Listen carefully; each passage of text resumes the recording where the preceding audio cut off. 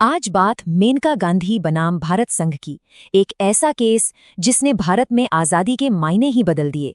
सोचिए, क्या सरकार बिना कोई वजह बताए किसी की पर्सनल फ्रीडम छीन सकती है? यही सवाल इस केस के सेंटर में था। तो चलिए देखते हैं कि ये सब शुरू कैसे हुआ। कहानी शुरू होती है एक पासपोर्ट से। साल था 1977। मेनका गांधी का पासपोर्ट जब्त कर लिया गया। वजह? बस इतना कहा गया, पब्लिक इंटरेस्ट। अब मेनका गांधी ने इस एक्शन को चैलेंज किया और मामला सीधा पहुंचा सुप्रीम कोर्ट। उनकी दलील थी कि ये कदम उनके 3 फंडामेंटल राइट्स के खिलाफ है: समानता, स्वतंत्रता और जीने का अधिकार।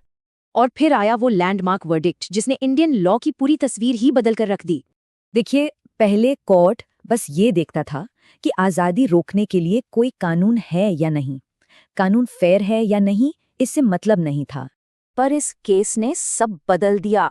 कोर्ट ने कहा प्रोसीजर सिर्फ लीगल नहीं, फेयर, जस्ट एंड रीजनेबल भी होना चाहिए। आर्टिकल 21 का मतलब भी बदल गया।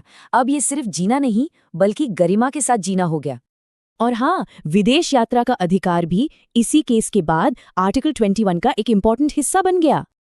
अब आते हैं इस केस के सबसे इंटरेस्टिंग पार्ट पर, the golden triangle principle. Court ने कहा कि आर्टिकल 14, 19 और 21 अलग अलग नहीं है, ये एक गोल्डन ट्रायंगल बनाते हैं। मतलब पर्सनल लिबर्टी से जुड़ा कोई भी कानून अब इन तीनों आर्टिकल्स के टेस्ट को पास करेगा, तभी वैलिड होगा। तो आखिर इस लैंडमार्क जजमेंट का हम सब पर असर क्या पड़ा? चलिए देखते हैं। इसने फंडामेंटल राइट्स का दायरा बहुत बढ़ा दिया, स्टेट की मनमानी पर रोक लगाई और भारत को एक वेलफेयर स्टेट बनाया। और सबसे बड़ी बात, सरकार अब पब्लिक इंटरेस्ट के पीछे छिप नहीं सकती, उसे वजह बतानी पड़ेगी।